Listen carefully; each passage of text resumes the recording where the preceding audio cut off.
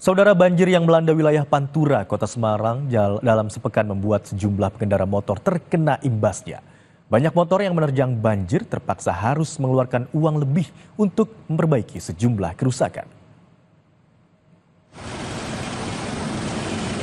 Banjir yang terjadi di Jalan Pantura, Kaligawe, Semarang, Demak pada Jumat 7 Februari lalu dengan ketinggian air mencapai 40 cm membuat para pengendara motor menjadi korban.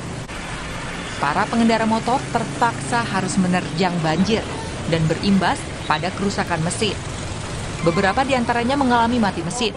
Beberapa pengendara lainnya mengalami kerusakan pasca banjir.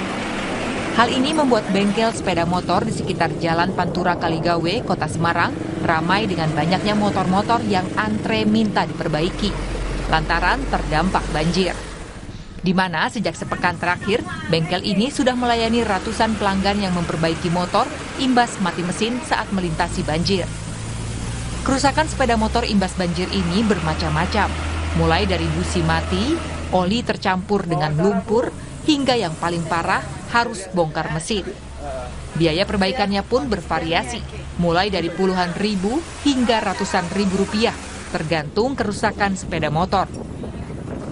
Menurut pemilik bengkel, peningkatan jumlah pelanggan di bengkelnya meningkat drastis. Dari yang biasanya hanya 10 motor per hari, kini mencapai 20 motor per hari. Dan sebagian besar dari mereka mengeluhkan kerusakan lantaran melintasi banjir di wilayah Pantura. Karena kemasukan air, Mas, melepek.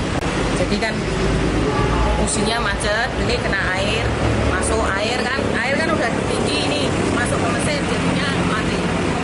Penanganannya harus diganti busi, dicek dulu nih, dibongkarin, nanti knalpotnya dicopot. Kan itu ada masuk air, airnya dikeringin dulu, baru ganti busi. Kalau misalnya olinya nggak bagus ya diganti oli, baru bisa dinyalain. Menurut pihak bengkel, untuk satu motor dibutuhkan waktu 1 hingga 2 jam perbaikan. Sehingga para pengendara lain memilih untuk menaruh motor mereka di bengkel dan menunggu hingga perbaikan rampung.